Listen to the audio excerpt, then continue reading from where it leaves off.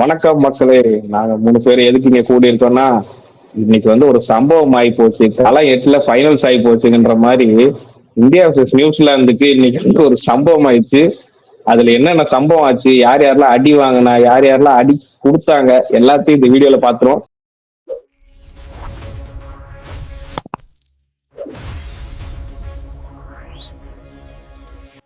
ஒரு post match analysis எப்பயும் போல மேட்ச் முடிஞ்சோடனே நம்ம போட போறோம். அந்த வீடியோ தான் இது. ஓகே, முதல்ல பிரபுட்ட இருந்து போயிடலாம். பிரபு, இன்னைக்கு என்ன ஆச்சு, யார் யாரெல்லாம் அடி தர்ம அடி வாங்கினா, யார் யார் தர்ம அடி கொடுத்தா சொன்னீங்கன்னா நல்லா இருக்கும். அதற்கெல்லாம் முன்னாடி நான் ப்ரிவியூவில் சொன்ன மாதிரி தான். இந்த பெஸ்ட்டு ப்ரிவியூ சொன்னதுக்கோசரம் எனக்கு நீங்களாம் சேர்ந்து எனக்கு அவார்டு கொடுக்கலாம், தப்பே இல்லை.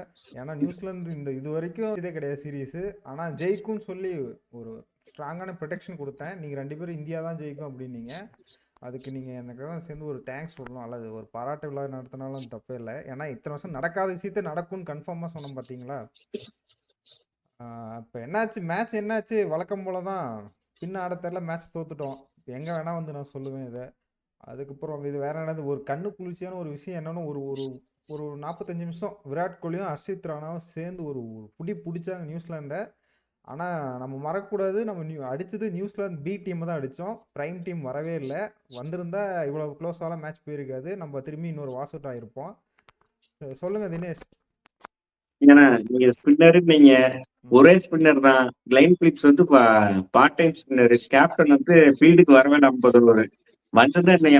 நான் யோசிச்சுக்கிறேன், ஒரு பிரேஸ்வெல் 10 ஓவர் போட்டுல நம்ம ஒன்னும் ஒரு 50 ரன் வித்தியாசத்துல சேர்த்தி தோத்துருப்போமோங்கிற அளவுக்குலாம் நான் யோசிச்சுக்கிறேன். பிரேஸ்வெல் வந்திருந்தா மேட்ச் இவ்வளவு க்ளோஸா போயிருக்காது, அப்பயே மேட்ச் முடிச்சிருக்கோம். அதான் நான் யோசிச்சுக்கிறேன். பிரேஸ்வெல் எல்லாமே கிளைன் பிலிப்ஸ் வச்சு மேட்ச் முடிச்சுட்டு போயிட்டாங்களே. நம்மளும் அவங்களுக்கு என்னன்னா, இப்போ போன மேட்ச்லயே சொல்லியிருந்தேன் ஹர்ஷ்தீப் சிங்கை கொண்டு வரணும் அப்படின்னு சொல்லி. கரெக்டா இன்னைக்கு கொண்டு வந்தாங்க. ஹர்ஷ்தீப் சிங், ஹர்ஷித் ராணா 2 பேருமே நல்லா போட்டாங்க. என்ன கொஞ்சம் ஸ்லைட்லி எக்கனாமி கொஞ்சம் அதிகமா இருந்தது. இருந்தாலுமே சிராஜியும் இந்த மேட்ச் வந்து நல்ல எக்கானமியில போட்டு விக்கெட் எடுத்திருந்தாரு. நான் போன ப்ரிவியூல சொன்ன மாதிரியே தான், நம்மள கிட்ட ஒரு பவுலர் கிடையாது. ஸ்ட்ரைக்கிங் ஸ்பின் பவுலர் இருந்திருந்தா இன்னும் ஒரு 10-15 ரன்னோ இல்ல ஒரு 50 ரன்னுக்கு மேல கண்டெயின் பண்ணி போட்டிருக்க முடியும். இத பத்தி என்ன நினைக்கிற?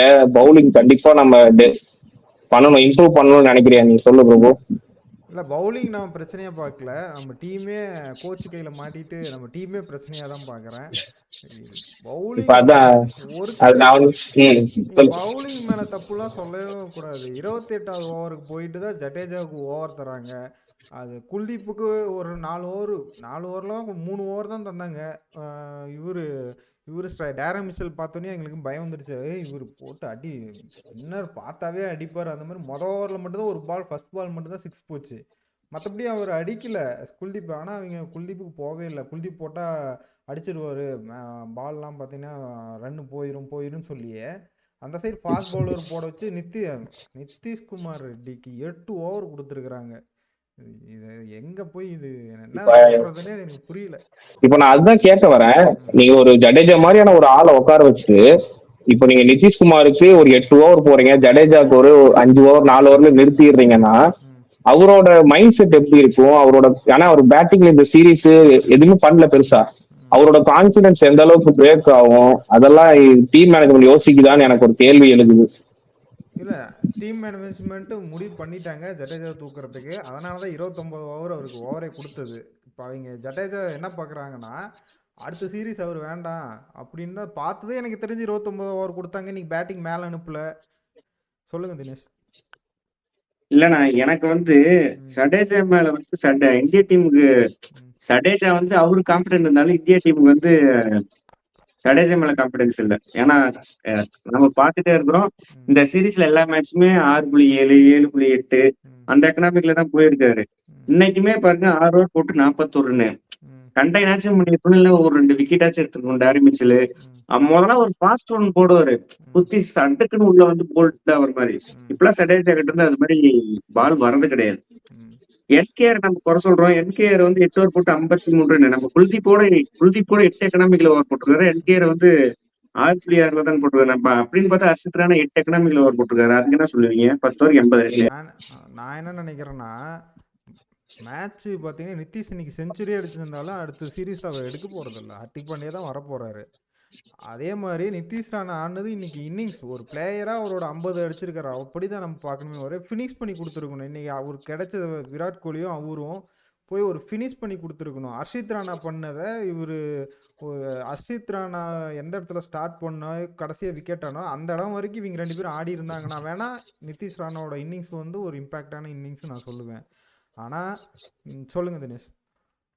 இல்லண்ணா நிதிஷ்குமார் ரெட்டி வந்து ம் நீங்க சொல்றதுதான். நிதிஷ்குமார் ரெட்டி இந்த ஆட்டம் செஞ்சுரி அடிச்சிருந்தா நான் இப்படி கூட யோசிப்பேன். ம் ஸ்ரேயஸ் ஐயர் வந்து இன்ஜுரிக்கு அப்புறம் இந்த சீரீஸ்ல டோட்டல் ஃபெயிலியர். ம் ஒருவேளை நிதிஷ்குமார் ரெட்டி 4வது இடத்துல ஆடி ம் 5வது இடத்துல கேஎல் ராகுல், 6ல ஹர்திக் பாண்டியா, 7ல அக்சர் பட்டேல்னா நமக்கு இப்ப நியூசிலாந்துக்கு இப்ப பாருங்க ஒருத்தர் இன்ஜுரி, ம் பிரேஸ்வெல் இன்ஜுரி, நீ கேப்டன் பவுலிங் போட வரல. ம் ஆனாலும் 10 ஓவர் அவங்க மேல தள்ளுற அளவுக்கு உள்ள பவுலிங் டெப்த் இருக்கிற மாதிரி நம்ம கிட்டே அந்த பவுலிங் டெப்த் வரும்ல. ம் ஸ்ரேயஸ் ஐயரை வெளியே தூக்கிட்டு ம் ஆக அதான் எனிவேஸ் வந்து இப்போ நிதிஷ்குமார் ரெட்டி பேட்டிங் ஆல்ரவுண்டர் தான், ம் பவுலிங் ஆல்ரவுண்டர் கிடையாது, பியூர் ஆல்ரவுண்டரும் கிடையாது. ம் ஒரு 5 ஓவர் போடுவார் ஒரு நாளைக்கு. ஒரு ஒன் டே மேட்ச்னா 5 ஓவர் போடுவார்னா நம்ம அந்த 5 ஓவர் தான் அவர்கிட்ட அக்செப்ட் பண்ண முடியும். டீமோட வந்து கில்லுக்கு வந்து ஸ்பின்னர்ஸ் மேல எப்பயுமே நம்பிக்கை இருந்தது கிடையாது. நீங்க ஐபிஎல்ல குஜராத் டைட்டன்ஸ்லயுமே பாத்தீங்கன்னா ரஷீத் கான், சாய் கிஷோர், வாஷிங்டன் சுந்தருக்கு என்னைக்குமே ஓவர் க்ளோஸ் பண்ணதே கிடையாது. ம் எனக்கு கம்பீர் மேல நீங்க ஃபால்ட் சொல்றீங்க, எனக்கு என்னமோ கில்லு மேலதான் ஃபால்ட் இருக்கு. அது என்ன நினைக்கிறீங்க நீங்க? இது இப்போ அதான் தினேஷ் சொல்றது எப்படின்னா, இப்போ நிதிஷ்குமார் ரெட்டிய ஸ்ரேயாஸ் ஐயருக்கு பதிலா ஆட வைக்கலாம் அப்படின்னு சொல்லி சொல்றாரு. ஸ்ரேயாஸ் ஐயரே அடுத்த சீரீஸ் ஆடுவாரான்னு தெரியல. ஏன்னா இப்போ ஸ்ரேயாஸ் ஐயரோட ஃபார்ம் இதே மாதிரி கண்டினியூ பண்ணார்னா அந்த இடத்துக்கு என்னோட ஒப்பீனியன் பொறுத்து ருத்ராஜ் கெய்க்வாட் ஆடலாம். ஏன்னா அது ருத்ராஜ் கெய்க்வாட் சிஎஸ்கேலயும் சரி போன ஓடிஐ சீரீஸ்லயும் சரி கீழே தான் ஆடிட்டு இருந்தாரு. இப்போ ஸ்ரேயாஸ் ஃபெயில் ஆனார்னா ருத்ராஜ் அந்த இடத்துக்கு ஆப்டா ஃபிட் ஆவாரு. கோலிக்கு அடுத்து இறங்கினார்னா நல்லா கோலி மாதிரி ரொட்டேட் பண்ணி ஆடுவாரு. நல்லா ஸ்ட்ரைக் ரொட்டேட் பண்ணி சிங்கிள்ஸ் 1 or 2 எடுத்து ஆடக்கூடிய பேட்ஸ்மேன். அதனால இப்போ நிதிஷ்குமாருக்கு இடமே இருக்க போறது இல்லை ஓடிஐ ஸ்குவாட்ல. அவர் T20 ஸ்குவாட்ல எடுத்திருந்தாங்கன்னா அதுல பர்ஃபார்ம் பண்ணாருன்னா T20ல ஓடிஐல ருத்ராஜ் இருக்காரு, ஜெய்ஸ்வால் இருக்காரு, ரோஹித் ஆனானப்பட்ட ரோஹித்தோட இடத்துக்கே ஆப் வைக்கலான்னு பார்த்துட்டு இருக்காங்க. நம்ம ஸ்ரேயாஸ் நிதிஷ்குமார்லாம் என்ன எந்த மூளைக்கு இல்ல ஆப்பு வைக்க பார்த்துட்டு சொல்ல இருக்காங்களா சொல்லுங்க. வச்சாச்சு அவ்வளவுதான்.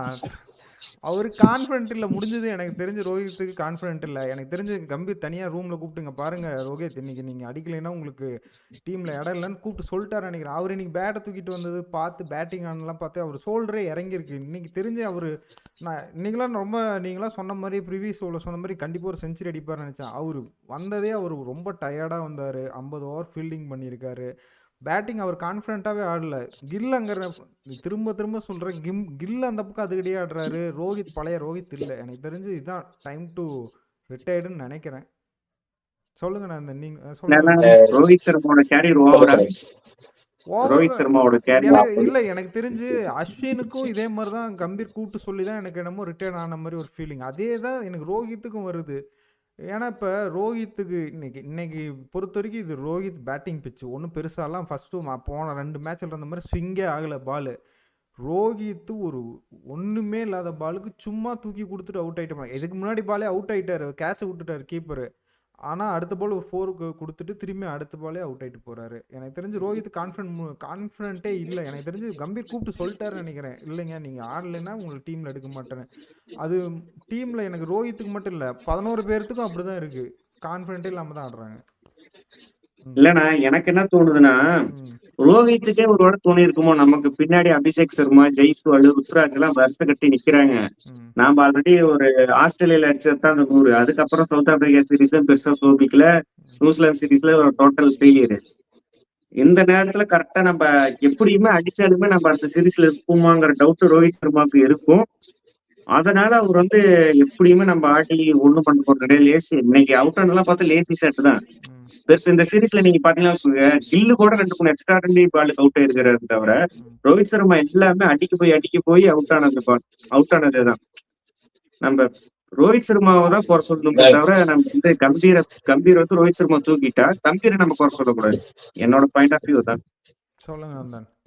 இல்ல இப்போ இன்னைக்கு இந்த சீரீஸே ரோஹித்துக்கு சரியா படல. 3 மேட்சா பாத்தீங்கன்னா சரியாவே அவர் பேட்டிங்ல ஒரு 2-3 பால் டைம் பண்றாரு, அதுக்கு மேல பேட்டிங்ல சரியா டைம் பண்ண முடியல. போன மேட்ச் அவுட் ஆனாலும் சரி, இந்த மேட்ச் அவுட் ஆனாலும் சரி, எல்லாமே ஒரு ஆடலாமா வேண்டாமா, இல்ல இந்த ஷாட் அடிச்சா போகுமா, அந்த மாதிரி ஆடலாமா வேண்டாமா ஷாட் தான் ஆடிட்டாரு. அதே மாதிரி ரோஹித்துக்குமே அவங்க நியூசிலாந்து போலர் பிரில்லியண்டா ஒண்ணு பண்ணாங்க. 3 மேட்ச்ல கவனிச்சீங்கன்னா தெரியும். மேக்சிமம் ஷார்ட் பிச் பால் போடவே இல்லை. அவரோட ஃபுல் ஷாட்டுக்கு தகுந்த மாதிரி ஷார்ட் பிச் பால் போட கிடையாது. அவர் அடிக்கிற மாதிரி லென்ஸ் பால் போட கிடையாது. ரோஹித்துக்கு வந்து அவரே வந்து இறங்கி அடிக்கணும் அந்த மாதிரி வந்து பேஸ் எடுத்துட்டாங்க பால்ல இருந்து. ரோஹித்துக்கு நிறைய பால் போடும்போது அந்த பேஸ் எடுத்ததுனால ரோஹித் வந்து ஷாட் மேக் பண்ண வேண்டியதா போச்சு. அந்த ஷாட் மேக் பண்ற டைம்ல தான் இந்த மாதிரி கேட்ச் விட்டு அவுட் ஆகுது. இந்த மாதிரி எல்லாம் நடந்துச்சு. அதே மாதிரி கில்ல பத்தி சொன்னா, கில்லோட இன்ஸ்விங்கோட தாண்டவம் இன்னும் தொடருது. நிறைய மேட்ச்ல அதே இன்ஸ்விங் பேடு கிட்ட வர இன்ஸ்விங்ல தான் அவுட் ஆயிருக்காரு. இந்த மேட்சுமே அதே இன்ஸ்விங்ல தான் அவுட் ஆனாரு. நல்லா ஆடிட்டு இருந்தாரு, சூப்பரா ஆடிட்டு இருந்தாரு. இன்னைக்கு ஒரு 50+ ஸ்கோர் இருக்கும்னு நான் எதிர்பார்த்தேன். அதே மாதிரி அவுட் ஆயிட்டாரு. இல்லை, நான் என்ன சொல்கிறேன்னா, நியூசிலாந்து டீம் வந்துட்டு நாம் தான் பி டீமு எல்லாம் சொல்கிறோம். அவங்க ஃபுல் பவரோட வரல. ஆனால் அவங்க ஒவ்வொரு பிளேயருக்கும் என்ன போட்டால் விக்கெட் ஆவாங்கலாம் தெளிவாக ஒர்க் அவுட் பண்ணிட்டு தான் வந்திருக்காங்க. நீ சொன்ன ரோஹித்துக்கு ஷார்ட் பிச் போடவே இல்லை, கில்லுக்கு இன்ஸ்விங் பாலு, சிரேஸ் ஐயர் மேட்ச்சில் ஒரு 49 ஸ்டாண்ட் பண்ணிட்டான்னு ஸ்பின்னர் கொடுத்தீங்க. அவங்க சிரேஸ் ஐயருக்கு ஸ்பின்னரே கட்டல.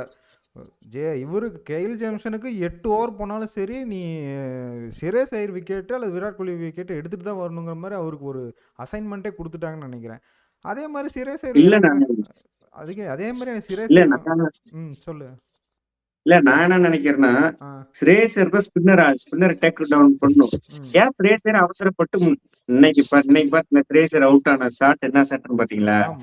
ஏதோ ஸ்ரேயர் ரொம்ப லேசினஸ், ஒருவேளை ரொம்ப நாளா இன்சூரியில இருந்து வரும், பாடி எல்லாம் ஒரு மாதிரி ஒத்துக்கலங்கிற மாதிரி சொல்லுவாங்களா, அது மாதிரி அந்த லேசினஸ்லயே இருக்கிறாராங்கிறது எனக்கு தெரியல.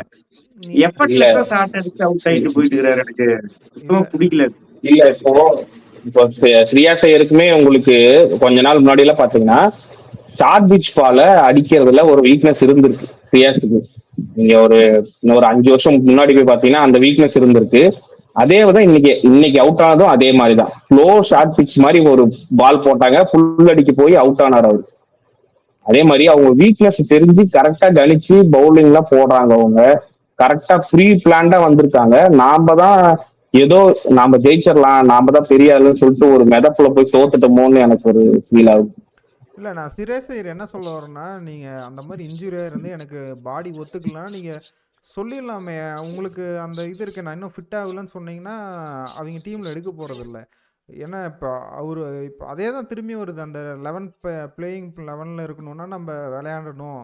அந்த இன்செக்யூரிட்டி இருந்துருந்தா, இந்த இடம் நான் என்னைக்கா இன்ஜூரியிலிருந்து வந்தாலுமே இந்த இடம் எனக்கு தான் அப்படின்னு ஒரு தாட் இருந்துருந்துன்னா, இப்போ அது உள்ள 2 பேர்த்துக்கு தான் அது செக்யூரிட்டியோட இருக்குது. யாருக்குன்னா ஒன்று கில்லுக்கு, ஒன்று ஹர்ஷித் ராணாவுக்கு. மற்ற யாருமே அவங்க பிளேஸுக்கு இதே கிடையாது. இப்போயே பாருங்கள், ரோஹித், விராட் கோலி. விராட் கோலி இந்த சீரீஸில் 2 செஞ்சுரி, ஒரு செஞ்சுரி 7 ரன் மிஸ் ஆயிடுச்சு. அதனால தான் விராட் கோலி நம்ம பேசல. இந்த சீசனிலும் விராட் கோலி அடிக்கலனாலும் பழைய ரோக்கோ இது முடிஞ்சது நம்ம இதே மாதிரி பேசி இருந்திருப்போம். நம்மளை பேசையே கம்பீர் வச்சுட்டாரோன்னு தான் நான் நினைக்கிறேன். ஏன்னா இந்த இதில் சொல்லுங்க தினேஷ். இல்லைண்ணா, நீங்க சொல்றத நான் 100% ஒத்துக்கிறேன். ஏன்னா ஸ்ரேயஸ் ஐயருக்குமே தெரியும், நம்ம இன்ஜூரியில படுத்துக்கிட்டோம்னா, நம்ம ருத்ராஜ் வந்துட்டாருன்னா, ருத்ராஜ் ஒரு 2 செஞ்சுரி அடிச்சுட்டாருன்னா ருத்ராஜ் பர்மனண்டா பண்ணிடுவாங்க. நம்ம அவருக்கு முன்னாடி வந்து இன்ஜூரி இருந்தாலும் சரி, இன்ஜூரி இல்லைனாலும் வந்து ஆடிடலாங்கிற இதுல வந்து வந்துட்டாருன்னு நான் நினைக்கிறேன். ஹர்ஷித் ராணா வந்து நீங்க சொல்றீங்க, நீங்க வந்து சில 2வது இடத்துல சொல்றீங்க ஹர்ஷித் ராணா பேர் கன்ஃபார்ம் இருக்குன்னு. ஆனா அவர் ஒரு star, future star is making. இன்னைக்கு என்ன அடி பவுலிங்ல 8.4 எக்கனாமிக்ல போனாலும் பேட்டிங் வேற லெவல்னு நினைக்கிறேன். இல்ல, நீங்க பவுலிங் வந்து 8 எக்கானமி எல்லாம் ஓடிஐல வந்து ஒரு ஆவரேஜான நார்மல் எக்கானமி தான். சூப்பரா இன்னைக்கு பண்ணாரு. ஹர்திக் பாண்டியா வந்து அந்த இடத்துல இருந்து என்ன பண்ணிருப்பாரோ அந்த மாதிரி ஒரு ரோல் இந்த மேட்ச்ல பிளே பண்ணாரு ஹர்ஷித் ராணா. நான் இப்போ எல்லா மேட்ச்லயுமே சொல்றேன், எல்லா வீடியோலும் சொல்றேன், ஹர்ஷித் ராணா வந்து ஓடிஐல பெரிய ஸ்டார்.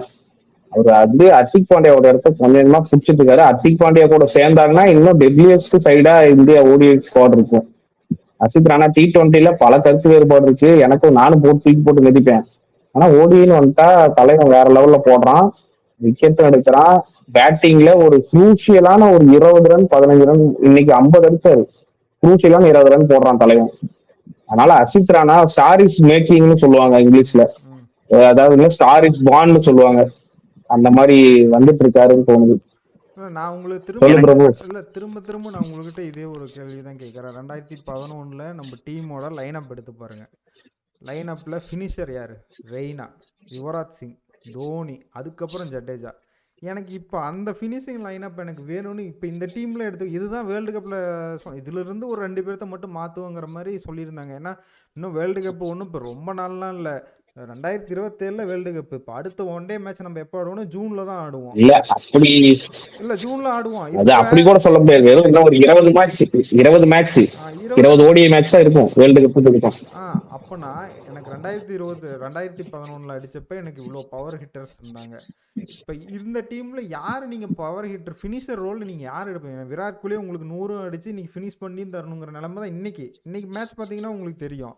இதில் யார் என்ன இன்னைக்கே அந்த இடத்துல ஹர்திக் பாண்டியா, நிதிஷ்குமார் ரெட்டி ஆட வேண்டிய இடத்துல ஹர்திக் பாண்டியா அடிப்பார். அதே ஒரு 50 அடிக்கிறாரு வச்சுப்போம் அதே 2 இடத்துல. அப்போ ஃபினிஷ் பண்ணுறதுக்கு இன்னும் கீழே ஆள் இல்லையே. இன்னொன்னு என்னன்னா, நீங்க கேஎல் ராகுல் ரெக்கார்டை எடுத்து பாருங்க. நான் கேஎல் ராகுல் மேல வன்மத்தை கேட்கற மட்டும் நினைக்காதே. எனக்கு கேஎல் ராகுல் பிடிக்கும், நான் இல்லைன்னா சொல்ல. அவரு எனக்கு தெரிஞ்ச அவரு பார்த்தீங்கன்னா அவர் மேட்ச் எப்போல்லாம் ஒரு ட்ராப்புங்கிற ஒரு பேச்சுக்கு அவர் மேலே ஒரு இது வருதோ அப்பெல்லாம் ஒரு செஞ்சுரி அடிச்சிருவார். அவ்வளோ கான்சன்ட்ரேஷனாக பண்ணி ஒரு செஞ்சுரி அடிச்சிருவார் ஒரு சீரீஸுக்கு. ஆனால் இந்த மாதிரி முக்கியமான எந்த மேட்சுமே அவர் ஃபினிஷ் பண்ணி கொடுத்து நான் பார்த்ததே இல்லை. அவர் ஃபினிஷரை எந்த காரணத்தில் எடுக்கிறாங்க இது வரைக்குமே அவர் டீமே ஆடலைன்னா அந்த இடத்துல அவர் நின்று ஆடிட்டு இருப்பார். ஆனால் டீமே இன்னைக்கு ஒரு சேசிங் போகிறப்ப அவர் எப்பயுமே கேஎல் ராகுல் ஒட்டுனதே கிடையாது. நீங்கள் ரெக்கார்டு வேணால் எடுத்து பாருங்க. அவர் எந்த மேட்ச் ஃபினிஷ் பண்ணி கொடுத்துருங்க. அதுக்குன்னு வருஷம் ரெண்டாவது மேட்ச் ஃபர்ஸ்ட் மேட்ச் ஃபினிஷ் பண்ணி கொடுத்தாரு அப்படின்லாம் சொல்லாதீங்க. அது ஏன் வேற ஹர்ஷித் ராணா விட்டுருந்தா கூட அடிச்சிருப்பாரு. இல்ல மேட்ச்னு இல்ல, கேஎல் ராகுல் மேல நம்ம 1000 தான் வைக்கலாம், அடிக்கல பர்ஃபார்ம் பண்ற முக்கியமான மேட்ச்ல எல்லாம் பர்ஃபார்ம் பண்றது இல்லைன்னு. கேஎலுக்கு வந்து முக்கியமா நிரந்தரமான பொசிஷன் ஸ்குவாட்ல கொடுக்குறாங்களா, அது முதல்ல நாம ஒரு கேள்வியா பார்க்கணும்.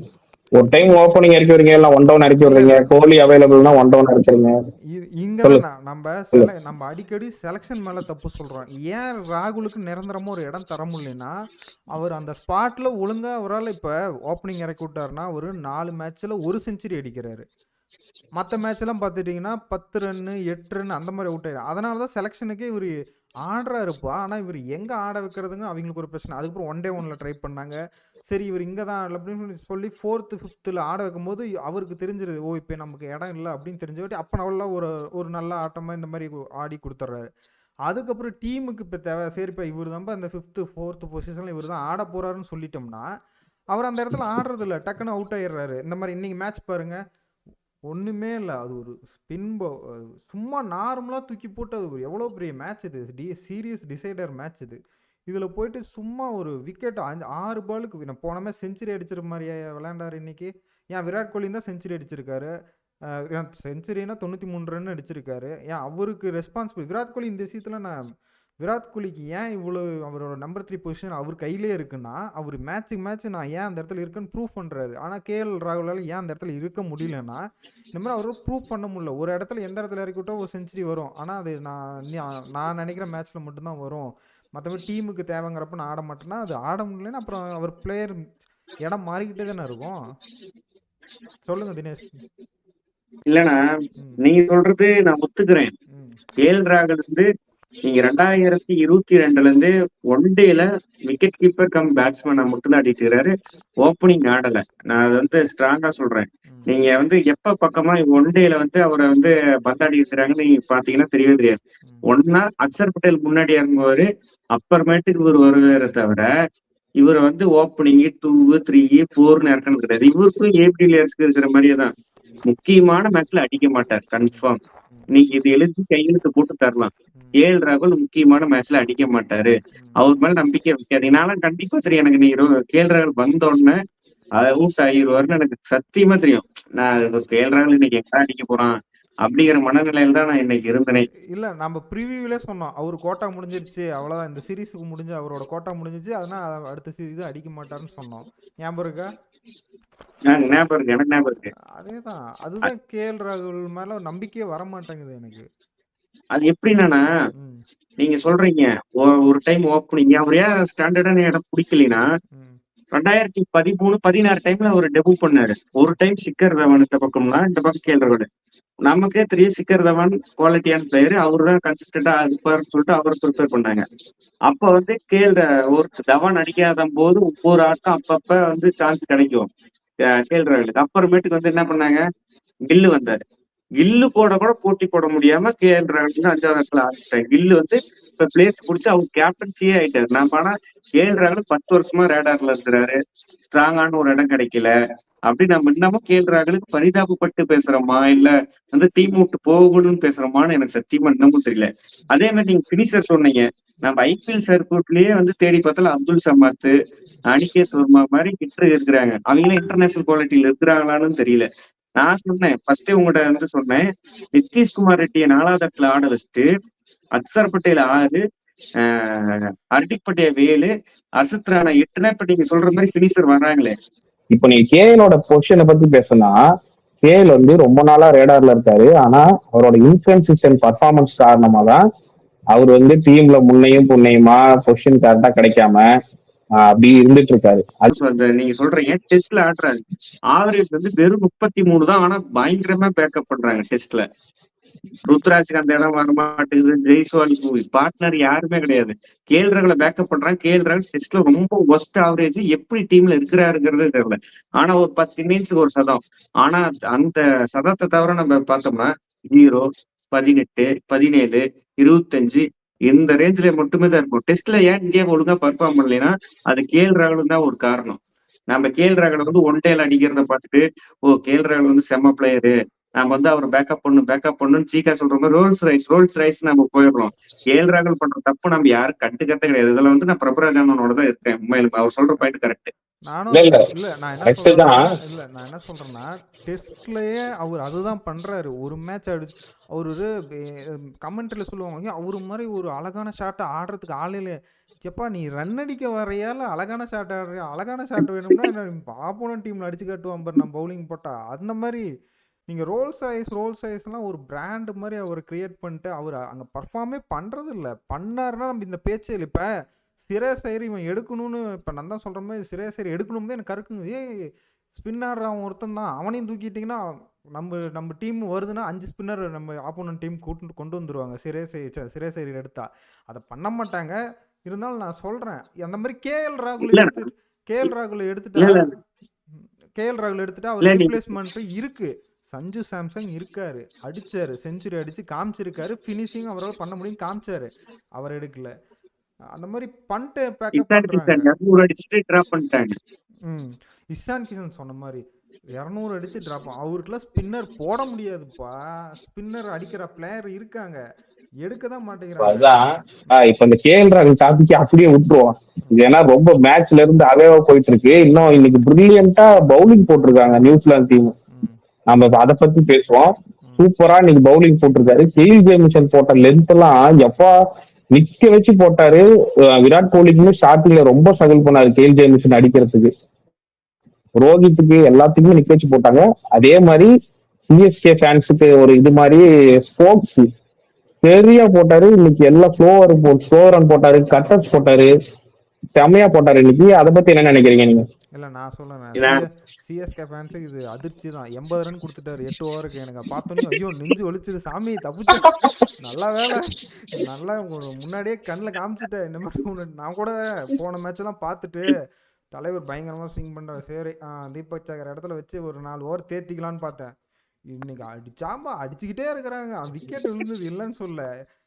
நான் 8 ஓவருக்கு 80 ஒன் டேல அடிக்கும் போது T20ல கணக்கு போட்டோன்னா 8x60 ரன் கன்ஃபார்மாக இருக்கு. அதனால அந்த தப்பு. ஆனால் பேட்டிங் நல்லா ஆடினாரு, ஒரு 10 ரன் வேகம் அடிச்சு கொடுத்தாரு. ஃபோக்ஸ் எல்லாம் உள்ளே போய் எடுக்க மாட்டேன், அந்த வாய்ப்பே இல்லை. ஃபோக்ஸ் எடுக்க மாட்டாங்க, நீங்க ஓவர் டன் வச்சிருக்கீங்களே. ஓவர் டன்னே எடுக்க மாட்டோம். சொல்லுங்க தினேஷ். சரி பார்ப்போம். சரி இந்த மேட்ச் வரும். இல்லைண்ணா சக்காரி ஃபோக்ஸ் வந்து எப்படின்னா வச்சுங்களேன், நியூசிலாந்த எப்படியோ தோக்கடிக்க பார்த்தாரு. என்ட்ரி ஈக்குவல்ஸ் இந்த சீரீஸ் ஃபுல்லா ஒன்றும் பண்ணல நியூசிலாந்துக்கு. வராரு, 1 ரன்னு 0, 10 ரன் அவுட் ஆயிட்டு இருந்தாரு. ஆனா பிரில்லியண்டான ஒரு கேட்ச பிடிச்சி நியூசிலாந்து இந்த சீரீஸே முடிச்சுட்டாரு. அது மட்டும் தான் அந்த வேலையை பண்ணாரு. சக்காரி ஃபோக்ஸ்க்குலாம் அந்த வந்து விக்கெட் நம்ம கொடுக்கவே கூடாது. கேட்ச் புடிச்சது ஹென்றி நிக்கல்ஸ் ஒரு பிரில்லியன்ட் கேட்ச் புடிச்சு மேட்ச் நியூசிலாந்து பக்கம் திருப்பி விட்டாரு. ம். என்னன்னா ஒரு ஸ்லோ பால் போடுறாரு. காலுக்கு போட்டா இப்ப ஃபிளிக் பண்றாங்க 6 போகுது. ஹர்ஷித் ராணா இறங்கி வந்து 6 அடிக்கிறானா. அப்படி போடுறான். சிஎஸ்கே எல்லாம் போட்டீங்கன்னா சிஎஸ்கே 10வது இடத்துல எழுதி வச்சிருங்க. இப்ப நான் எழுதி கையெழுத்து கொடுத்துறேன். அது சக்காரி ஃபோக்ஸ் 4 ஓவர் 75 ரன்கள் ரெக்கார்டு பிரேக்கிங் எழுதி வச்சுங்க. ஆனா இந்த கிளர்க்குன்னு ஒருத்தர் பவுலிங் போட்டாரு. ம். சரியான எப்ப பார்த்தாலும் ஒரு பிரேக் த்ரூ வேணுமா வந்து ஒடியாந்து என்னமோ 120 130 தான் போடுற மாதிரி இருக்குது. இல்ல ஏதோ விக்கெட்ஸ் நம்ம அந்த ஊர் சர்வல் தகராட்டு நான் அததான் வந்து சொல்ல பவுன்ஸ் போட்டா அந்த ஊர் சாகுல் தகர்னு தான் சொல்ல வந்தேன். பவுலிங் ஒண்ணுமே இல்ல 135 தான். எதுக்கு விக்கெட் விழுவுதுன்னே தெரியல. ஆனா விக்கெட் விழுவுது. எதுக்கு விக்கெட் விடுறது எல்லாத்தையும் என்ன விக்கெட் விடுறதே தெரியல ஐயோ, கிளர்க்கு போடும்போது. என்ன நினைச்சாங்க விக்கெட் ஆனா டேக்கிங் ஃபேஸ் இருக்கு அவருக்கு. ஆனா நான் அவர் போன New Zealand match பவுலிங்ல Virat Kohli wicket எடுத்தாரு. இல்ல நான் நியூசிலாந்து பவுலிங்ல ஒருத்தரை பத்தி கண்டிப்பா சொல்லணும். ஜேடன் லினாஸ் அடுத்த ஸ்பின்னிங் நியூசிலாந்துல வந்து ஒருத்தர் நல்லா ஸ்பீடு செம்மையா வேரி பண்றாருன்னா 70ல போடுறாரு, 85லயும் போடுறாரு, 100ல சர்க்குன்னு ஒரு பால் ஒரு ஆம்பால் உள்ள போடுறாரு. செம்ம போலி கேள்றாவில் வந்து நம்ம இவ்வளவு நேரம் குறை சொல்லிட்டு இருந்தோம். கேள்றாவில் உண்மையிலுமே நல்ல பால் தான் விட்டாரு இந்த மேட்ச். நல்ல பால். அதான் அடுத்த மிச்சல் சாண்ட்லர் உருவாக்குற பேஸ்ல இருக்காங்க. லினாக்ஸ் தான் அந்த இடத்த பிடிப்பாரு. அதே மாதிரி ஸ்பின்னர் வந்து ப்ரொடியூஸ் பண்றதுல லெஜெண்டரி ஸ்பின்னர் ப்ரொடியூஸ் பண்றதுல நியூசிலாந்து வந்து முக்கியமான ஒரு இடம். நீங்க எடுத்து பாத்தீங்கன்னா டேனியல் விக்டோரி, இஷோதி, அதுக்கப்புறம் இப்ப சாண்ட்னரு, இப்போ அந்த அடுத்த வருவாரோன்ட்டு நான் எதிர்பார்க்கிறேன். இல்ல நாமளும் ஸ்பின் ப்ரொடியூஸ் பண்றதுல குறைய வைக்கல. ஓகேதான், குறை வச்சு கிடையாது. ஆமா, குறை வைக்கல, வாய்ப்பு கொடுக்கறது கிடையாது. வாய்ப்பு கொடுக்கறது கிடையாது. ஆட வச்சு ஸ்பின்னர்னா ஆட வைக்கிறது இல்ல. இல்ல ஸ்பின் இப்ப என்னன்னா தினேஷ் சொன்ன மாதிரி தான் ஐபிஎல் பார்த்து தான் நம்ம ஓடிஐ ஸ்குவாடே எடுக்கிற மாதிரி டெஸ்டே ஐபிஎல் பார்த்து தான் எடுக்கிறாங்க. அதுதான் பிரச்சனையே. டொமஸ்டிக் அப்புறம் எதுக்கு வைக்கிறாங்க என்னன்னு டெஸ்ட் பார்த்து தானே சாய் சுதர்ஷன் வாய்ப்பு, ஐபிஎல் பார்த்து தானே சாய் சுதர்ஷன் வாய்ப்பு கொடுத்தாங்க. WTC 103 ஃபைனல்ல ரகானே அப்ப ஸ்குவாட்லயே கிடையாது. ஐபிஎல்ல ஃபைனல் அடிச்ச சிஎஸ்கே கப் அடிச்ச உடனே தான் ஃபாஸ்ட் ட்ராக் பண்ணி உடனே WTC ஆட வச்சாங்க. அதனால தானே அந்த WTC தோத்த ஆஸ்திரேலியா கிட்ட. ஐபிஎல்ல பார்த்து உடனே நம்ம ஃபாஸ்ட் ட்ராக் பண்றோம். அதான் பிரச்சனையே. WTC 23 தோத்தது காரணம் அஸ்வின் உள்ள எடுக்காத காரணம் தான். அது ரோஹித்தோட கருப்புள்ளினா நான் ஒத்துக்கிறேன். நான் நீங்க சொன்னதுக்கு சொல்றேன். ஃபாஸ்ட் ட்ராக் பண்றாங்க ஐபிஎல்ல இருந்து. நீ 40 வயசுல அடிச்சாலுமே ஐபிஎல்ல இருந்து ஃபாஸ்ட் ட்ராக் பண்றதான் பாக்குறாங்க. விராட் கோலியோட பேட்டிங் ஒரு ஸ்வீட்டட் கொண்டாடுங்கிற மாதிரி எல்லா ஃபேன்ஸுக்கு எல்லாத்துக்குமே சீரீஸுக்கு ஒரு 100 இல்ல 200 கொடுத்து மனசை நிரப்பிடுறாரு. இன்னைக்கு ஆடின ஷாட் ஒவ்வொன்றுமே குவாலிட்டி ஷாட்டு. ஒரு மிஸ்டைம் ஷாட் கிடையாது, ஒரு பேட் ஷாட் கிடையாது, எல்லாமே குவாலிட்டி ஷாட் ஆனாரு. நீங்க எப்படி பாக்குறீங்க சொல்லுங்க. எனக்கு தெரிஞ்சு விராட் கோலிக்கு வந்து ஒரு டைம் டிராவல் மிஷின் வாட்ச் ஏதாவது கிடைச்சிச்சுன்னு நினைக்கிறேன். திடீர்னு 2019 போயிட்டு வந்துட்டாரு. 19 இருக்க மாதிரி விராட் கோலி ரிட்டர்ன் ஆகி அடிச்சிட்டு இருக்காரு. அவரு தான் அப்படி அடிக்கிறாருன்னு பார்த்தா திடீர்னு பார்த்தா ஐசிசி ரேங்கிங்ல ஓடிஐ பேட்ஸ்மேன் நம்பர் 1 ஆயிட்டாரு. 5 வருஷம் கழிச்சு இப்ப திரும்பியும் நம்பர் 1. போன மேட்ச்ல வந்துருச்சு. அதான் அவர் என்ன அவர் நிஜமாவே எனக்கு இப்ப என்ன பயமா இருக்குன்னா அவர் எப்படி ஐபிஎல்ல பால் போட போறாங்கன்னு தெரியல. பாவம் அவர் எத்தனை பேர்த்து கரியரை முடிக்க போறாருன்னு தெரியல. இந்த மாதிரி பேய் ஃபார்ம்ல இருந்தா எனக்கு அது ஒரு தான் கவலையா இருக்கு. மற்றபடி இந்தியா இன்னும் பார்த்தீங்கன்னா 4 மாசத்துக்கு ஓடியே கிடையாது. அதனால விராட் கோலி பேர், ரோஹித் பேர்லாம் மறந்துடும். ரோஹித் இப்போ இந்த சீசன் அடிக்கலைங்கிறதுலாம் கவலையே பட தேவையில்ல ரோஹித் ஃபேன்ஸ் நீங்களாம். ஏன்னா இப்போ 4 மாதம் இருக்குது, நம்ம மறந்துடுவோம். திரும்பி இப்போ அதே நான் தான் ரோஹித் மட்டும் எடுக்கலன்னு ஏன் ரோஹித் எடுக்கலன்னு நாமளே சண்டைக்கு வருவோம் 4 மாதம் கழிச்சு. ஏன்னா இப்போ என்ன சீரீஸ் நடந்து நம்ம பார்க்க போகிறது கிடையாது. இல்லை நான் என்ன சொல்கிறேன்னா இந்த சீரீஸ் தோத்தாங்களா இந்திய நியூஸ்ல சீரீஸ் ஆடுனாங்களா நிலைமைக்கு வந்து ஐபிஎல் கடந்து நம்ம ஒன் டே ப்ரிடிக்ட் பண்ணும்போது அதான் இப்போ அடுத்த 2 பெரிய டோர்னமெண்ட்ஸ் 2 வரப்போகுது. ஐபிஎல்லும் T20 வேர்ல்டு கப்லாம் வரப்போகுது. அதுல என்ன நடக்குதுன்னு பார்ப்போம். இப்போ அவ்வளவுதான், வீடியோட எண்டுக்கு வந்துட்டோம். அதுக்கு முன்னாடி 2 பேர்கிட்டையும் என்னோட சேர்த்து 3 பேர்கிட்டையும் ஒரு கேள்வி. டாப் 5 ரேங்க் பண்ணணும். இந்த 3 ஓடிஐ மேட்சஸ்ல நீங்க உங்களோட டாப் 5 ரேங்க் பண்ணுங்க. எதா இருந்தாலும் சரி, அவங்க பேட்டிங் நல்லா பண்ணிருக்கலாம், பவுலிங் நல்லா போட்டிருக்கலாம். உங்களோட டாப் 5 பிக் யாரு? ஃபர்ஸ்ட் நீயே சொல்லு, நாங்க ப்ரிப்பேர் பண்ணல. நீ ஃபர்ஸ்ட். நான் சொல்றேன். ஃபர்ஸ்ட் வந்து டேரல் மிச்சல். 3 மேட்சுமே ஒரு மேட்ச் தான் செஞ்சுரி மிஸ் ஆச்சு. 3 மேட்சுமே செஞ்சுரி அடிக்க வாய்ப்பு. 2வது விராட் கோலி. 3வது அவருமே நல்லா பேட்டிங் பண்ணியிருந்தாரு. 3வது வந்து தலைவன் வந்து ஹர்ஷித் ராணா சூப்பரா போட்டிருந்தாரு. விக்கெட்ஸ் எடுத்திருந்தாரு, ரன்ஸ் கொடுக்காம போட்டிருந்தாரு. 4வது லினாக்ஸ் நல்லா பவுலிங் போடுறாரு, வேணுங்கிறப்ப விக்கெட் எடுத்து கொடுத்தது. 5வது வந்து கிளர்க் நான் சொல்லுவேன். ஏன்னா 2வது மேட்ச் அவருக்கு பால் தான் தினேஷ் சொன்ன மாதிரி நம்ம ஊர் சர்து தாக்கூர் அவர் தலைவன். விக்கெட் டேக்கிங் எபிலிட்டி இருக்கு, எப்படி போறாருன்னு தெரியல. திடீர்னு ஒரு பால் ஷார்ட்டா போட்டுறாருன்னா கட்டர் போட்டு விக்கெட் எடுக்கிறாரு. இதுதான் என்னோட 5 பேருக்கு. இவங்க 2 பேருக்கு சொல்லுங்க. சொல்லுங்க தினேஷ். நான் என்ன சொல்றது, விராட் கோலி பத்தி பேசணும், இந்தியா மேல இருக்கிற வட்டத்தை கேட்கணும். மொட்டை சிவா கட்டத்துல டைரக்ட்ல நம்ம பாராட்ட வேலை, அவருக்கு தான் ஃபர்ஸ்ட் இடம் கொடுத்து நம்ம அவர் வந்து சிங்கம் டேரி மிச்சல்னு சொல்லிட்டு பட்டத்தை கொடுத்தோம்னா போதும். அவங்களுக்கு அந்த பாராட்டு எவ்வளவு பாராட்டினாலும் தகும். 2வது இடம் வந்து நான் வந்து அர்ஷித் ராணாக்கு தரேன். Super star is making. Death over சொதப்புறாரு, பவர் பிளேல வேற லெவல்ல போடுறாரு. பேட்டிங் பவுன்சர் பாலை மட்டும் அடிக்க கத்துக்கிட்டாருன்னா அர்டிக் பட்டியாவை தூக்கி சாப்பிடுற காலம் கொஞ்ச நாள் தான் இருக்கு. 3 Glenn Phillips, batting bowling fielding. 4 Jayden Lennox, அடுத்து மிடில் ஸ்டாண்டர் அவரு தான். 5 வந்து எனக்கு பெருசா இந்த சீரீஸ்ல வந்து நான் கிளர்க்கே சொல்றேன். இல்ல கிளர்க் வேணாம், சொல்லவே இல்லை. ஜெமிசன். விராட் கோலி ஆடுவாருன்னு தெரியும், எல்லாம் நீங்களே விராட் கோலி எடுப்பீங்க, அண்ணனும் விராட் கோலி எடுத்தாரு. ஜெமிசன் 2-3 மேட்ச் வந்து மேட்ச் மாத்தி விட்டதே ஜெமிசன் தான். நம்ம கிரெடிட்ஸ் யாரும் ஜெமிசனுக்கு அதிகமா கொடுக்கறது கிடையாது, நான் கொடுக்குறேன். பாவம் ஜெமிசனுக்கு நான் ஒருத்தனை சப்போர்ட் பண்றேன். இல்ல ஜெமிசன் சூப்பரா போட்டாரு. என்னோட இல்லாத காரணங்கள இருக்காரு, ஆனா 5 தான் கொடுக்கணுன்றதுக்காக ஜெமிசன் கிளிப்ஸ் எல்லாம் நான் விட்டுட்டேன். ஜெமிசன் சூப்பரான லைன் வச்சாரு. பிரபு நீ சொல்லு, இதோட வீடியோ முடிக்கலாம். 3 மேட்ச்மே ஜெமிசன் விக்கெட் எடுத்து மேட்ச் மாத்தி விட்டார். ஆமா, இயர்லி விக்கெட் எடுத்து கொடுத்தாரு. விக்கெட் வந்து கரெக்டான நேரத்துல ஜெமிசன் விக்கெட் எடுத்தார். ஏன்னா என்னோட ரேட்டிங் கொடுக்கணும்னா நீங்க எல்லாம் மறந்துட்டீங்க. கிங் தான் எப்பயும் நம்பர் 1. அது ஐசிசி ரேங்க்லயும் சரி, லிஸ்ட்லயும் சரி. கிங் இல்லைன்னா மேட்ச் இவ்வளோ, இந்த 2 மேட்ச் எல்லாம் நீங்க பார்த்துருக்கவே முடியாது. மேட்ச் இவ்வளோ, இன்னைக்கு 3வது மேட்ச் எல்லாம் நம்ம 8 மணிக்கு வீடியோ உட்காந்து பேச வேண்டியது. அவரால் தான் நம்ம 9:30 வரையும் உட்காந்து மேட்ச் பார்க்க வச்சோம்.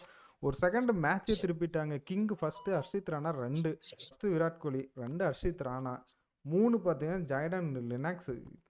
பையன் நான் சொல்லிக்கிட்டே இருக்கலாம் அவன், அந்த பையனை பார்த்தா. 4th பார்த்துட்டிங்கன்னா கிளர்க்கு, அந்த பவுலர் நீங்கள் என்ன சொன்னாலும் சரி சும்மா ஒடியாந்து போடுவார். கமெண்ட்டில் திட்டிகிட்டு இருந்தாங்க மேட்ச், இந்த பையன்லாம் எதுக்கு கூப்பிட்டு வந்தாங்கன்னே தெரில, சும்மா அந்த பையன் தாண்டா உன்னை வேலையை பார்த்துட்டு போயிட்டாங்கிற மாதிரி. 2 மேட்ச் விராட் கோலி மேட்ச், ஒரு இதில் விராட் கோலி எடுத்துகிட்டு போயிட்டான், இன்னொரு இதில் யார் அடிப்பாங்கன்னு தோணுதோ அந்த விக்கெட் விழுதுங்கிறது கரெக்டாக நம்ம வருண் சக்கரவர்த்தி கொண்டு வரோம், அவங்க அந்த பையனை கொண்டு வந்து விக்கெட் எடுத்துகிட்டு போயிட்டாங்க. 5 பார்த்துட்டிங்கன்னா நான் பிரேஸ்வெல்லை சொல்லுவேன். லக்கான ஆளுங்க இந்த மேட்ச். ஆனால் ஒரு செகண்ட் மேட்சை ஒரு ப்ரில்லியண்ட்டாக ஒரு கேப்டன்சி பண்ணார், அதனால தான் மேட்ச் அவங்க வின் பண்ணாங்க. பிரேஸ்வெல் எனக்கு என்னமோ ஐபிஎல்ல அவங்க விட்டுட்டாங்க, அதாவது ரீப்ளேஸ்மெண்ட்டாக வந்தால் நல்லா ஆடுவார்னு நினைக்கிறேன். தொடர்ந்து வீடியோ முடிச்சுக்கொள்வோம். ரொம்ப ரொம்ப வன்மத்தை கேட்டு மேட்ச் பற்றி பேசலாம் நினைக்கிறேன். மேட்ச் வந்து நம்ம நியூசிலாந்துகிட்ட கப்பை கொடுத்தாச்சு, போயிட்டு வாங்க சந்தோஷமா, ஏதோ எங்களால் முடிஞ்சது அப்படின்ட்டு. 2023 நாங்க 2 பேரும் போய் இந்தியா வர்சஸ் ஆஸ்திரேலியால இந்தியா முடிச்சு விட்டு வந்தோம். அதுக்கப்புறம் இப்ப வீடியோல உட்காந்து முடிச்சு விட்டுட்டு இருக்கிறோம், அவ்வளவுதான் வித்தியாசம். நாம 2 பேரும் முடிக்கிறதே குறிக்கோளா இருக்கும். நாங்க யாரு வந்தாலும், யாரு தலை விரிச்சு போட்டு வந்தாலும் கப்பு கொடுப்போம்ன்ற மாதிரி ஒரு கப்பை கொடுத்தாச்சு. அடுத்து T20 சீரீஸ்ல வந்து பாப்போம். நாளைக்கு கண்டிப்பா இன்னொரு வீடியோ இருக்கு, T20 சீரீஸோட ப்ரிவியூ வீடியோ இருக்கு, ஸ்குவாட் அனாலிசிஸ் வீடியோ இருக்கு. இதுக்கு முன்னாடி ஒண்ணு சொல்றேன், 2020 சீரீஸ் நியூசிலாந்து ஜெயிச்சுட்டா, டெஸ்ட், ஒன் டே, 2020 3மே வந்து தோத்த சீரீஸ் இந்தியா வந்து வாழ்க்கை வரலாற்றுலயே கிடையாது. இதான் ஃபர்ஸ்ட் டைமா இருக்கும். ஆசைப்படுறாரு. நீங்க அதுதான் ஆசைப்படுறீங்க. நியூசிலாந்து தான் 2020 நியூசிலாந்து T20 அடிக்க முடியாது. ஏன்னா ஸ்பின் நமக்கு வந்து லாங் ஃபார்மேட்ல தான் ஸ்பின் பிரச்சனை. ஷார்ட் ஃபார்மேட்ல 8 ஓவர் தான் போடுவாங்க, அதனால ஏமாத்தி அடிச்சு. ஓகே மக்களே, இன்னைக்கு இந்த வீடியோல வந்து நிறைய வன்மம், சிறிதளவு கொஞ்சம் நல்ல விஷயம் எல்லாம் பேசியிருப்போம். நாளைக்கு வந்து இன்னொரு வீடியோ வருது, இந்தியா வர்சஸ் நியூசிலாந்தோட T20 ஸ்குவாட் அனாலிசிஸ் பண்ண போறோம். அதுலயும் கொஞ்சம் வன்மத்தை எல்லாம் ஒழிச்சு வச்சிருக்கோம். நாளைக்கு வந்துருவோம். எல்லாரும் சப்ஸ்கிரைப் பண்ணி சப்போர்ட் பண்ணுங்க. எல்லாருக்கும் பாய்.